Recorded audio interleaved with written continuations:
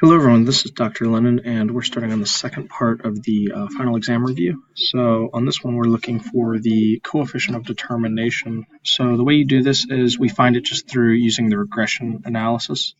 So again, open this in StatCrunch, and once you get there we're going to go to Stat and then Calculator. Oh no, down to Regression, excuse me. Simple Linear. Select the x variable as capacity and the y variable as price. Click Compute, and you will find the value of r squared right here. So r squared is this number. So they want 2 decimal places, but they want it as a percentage. So we're going to move that decimal over 2. So this is going to be 98.64%. So that's what we enter there. And that gives the value. How do we interpret it? Well, basically, it's saying that 98.64% of the variation in the price, the output variable, can be of these disk drives that can be explained by the variation in the input variable capacity. Right? So let's look at number 7. Again, so I've already entered this one but didn't finish all the parts, so let's see how we got 0.727. Again, this is just another regression analysis problem. So you open the data in StatCrunch. Oh, we're not going to need that window again. So we'll just go back to StatCrunch. And again, same deal, Stat, Regression, Simple Linear. We select our input and our output variables, and we compute. And we see that the estimate for the slope is 0.727 and the estimate for the intercept is 10.1. Again, this is going to be similar to the previous context. Remember, the units of the slope are always units of the output over units of the input. So our output units were sales in dollars. So it's going to be thousands of dollars per number of salespeople on the floor. So it should be the number. So there should be 1,000 additional dollars times this number for each additional salesperson working. So that should be A. Find the intercept. We already saw that back here, 10.1. And just like the previous question, that normally doesn't make too much sense when you're looking at regression problems because it's telling you how much you would expect for no salespeople working. So, yeah, see, so right here, no salespeople working doesn't make sense. You wouldn't really sell anything if you didn't have any salespeople. And then this next part, we're just writing down the equation. So that's 10.1 your intercept plus your 0.727 for your estimate. And then this one again is just making a prediction. So remember, you can make the prediction. We did that in the previous video by editing this and then just putting in the number right there. So to make the prediction for Y, when 18 people are working, you look for prediction of Y. Just change this to 18 and then click compute. So I'll leave the last couple parts for you. All right, so let's move on to the next one. Okay, let me clear this one. So here we go on this one, number 8. So what this is a hypothesis test with proportion. So remember, the possibilities are always the null hypothesis H0 always has to be P equal to something for the proportion test. So you can rule out B and C right off the bat. So we're between A and D. To figure out the other one, we're looking for keywords like less than, greater than, or different from. So they want to know if their county's different. So that indicates we want equal and not equal. So this is going to be a 1 proportion Z-test because we don't have a P1 and a P2. In that case, it would be a 2 proportion. But all right, and then for this next one, we're checking the appropriate conditions. So the conditions are essentially for inference are you don't want more than 10%. You need independence, and simple random samples. These are pretty much always met in these questions, but it's good to know about your hypothesis testing inference. So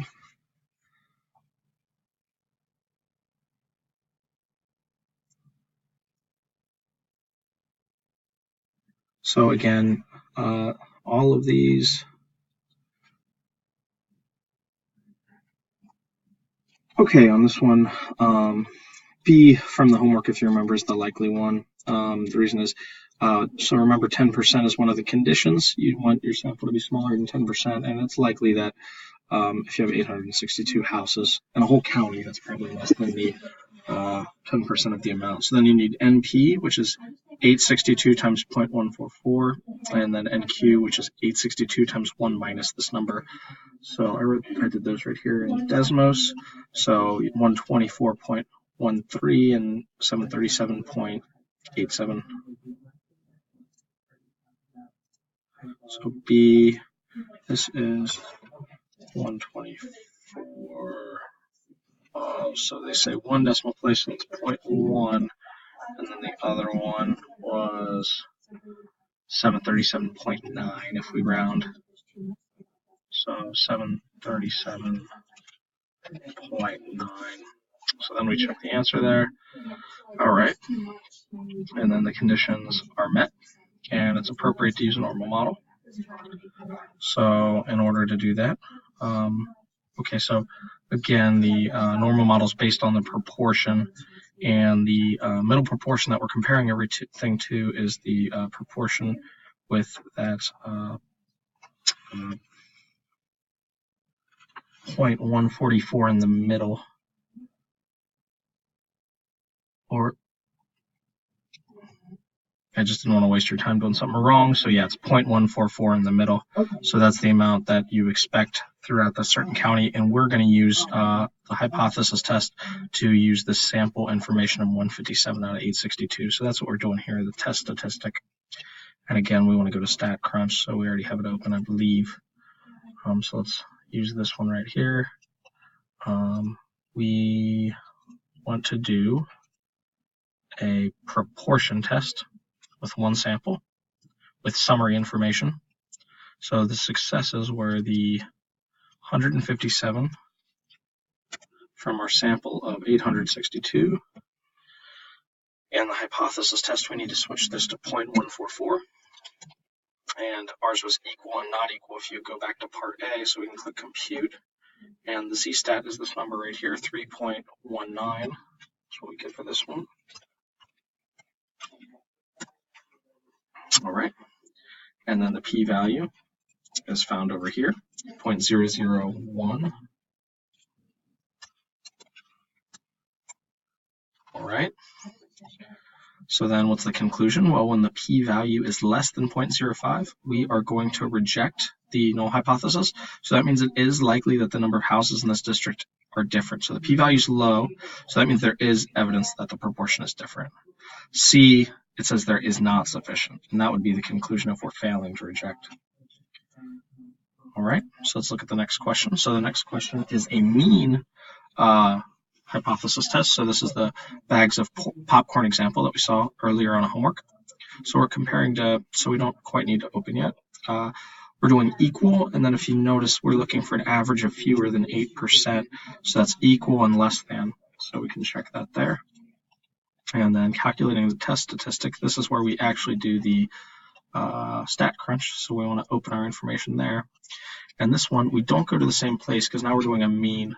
So we want to do, and notice it says t equals. So we're doing a t-stat here, one sample. And this one, we actually have the data. It got opened into StatCrunch. So we select the column where our data is, and we want to perform a hypothesis test with mu equal to 8 and mu less than 8, which is what we just did in the previous part. So we get our t-stat of negative 0.121, and that's perfectly fine. That just means the amount that you got was less than 8. So notice the sample mean from this data was 6.66.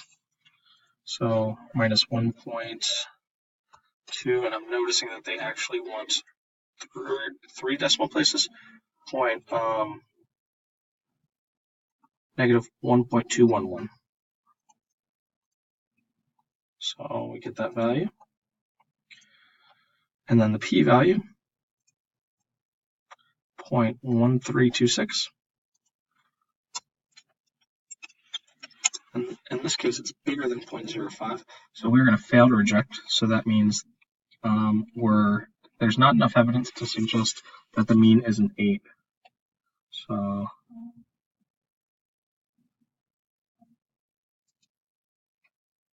not enough evidence to suggest that the alternative hypothesis is true, which is that it's less than 8% of the kernels. So, all right, on the very last one. So on this one, we're doing a confidence interval, and this is another one that we did in class. So, all right, so first I want to check for independence. So again, we're checking some inference conditions. So notice it says that they're purchased from random bags of cookies from different stores. So that's going to be important. So since they're from a random sample, they're most likely independent.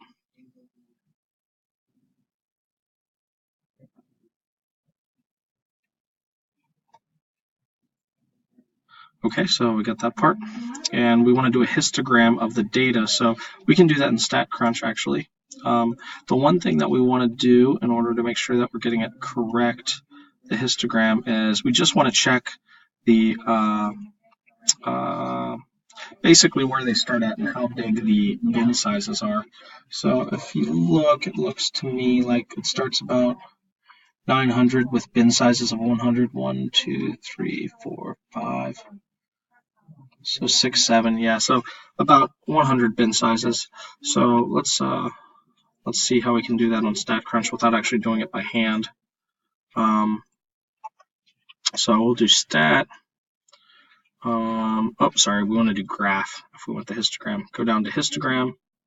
We'll start at the lowest possible value just to make sure we don't miss anything. So we'll say let's start them at 700, and the width, the bin size, is 100. So we compute that, and we see it looks like this. Starts about 1,000 and looks pretty darn symmetrical. So that should be choice A. All right, so it's unimodal because it only has that one peak in the middle. So it's roughly unimodal and symmetric, and there are no apparent outliers. So that is a good sign that it follows a normal distribution. All right, create the 95% confidence interval. So let's go back to the stat lab. And we don't use the graph for that, but we go to stat. Again, t-stat here, one sample with data. We select our data, but now we don't want to do a hypothesis test. We want to do a confidence interval, and it says 95%, so we leave that at 0.95. If it said 99%, you would change that to 0.99. Click compute, and the interval here is your lower limit and your upper limit. So 1156.6 up to 1326.2.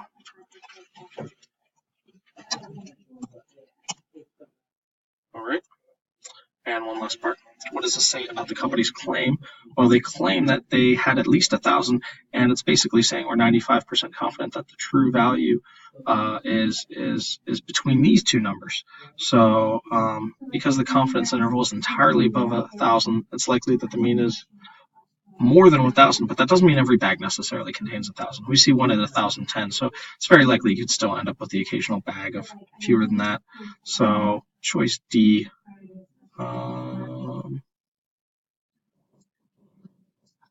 Is the better choice, just because it's saying it's likely more. But okay, so that does it for the final review. So if you have any more questions, just send me an email. Otherwise, good luck, and I'll talk to you soon.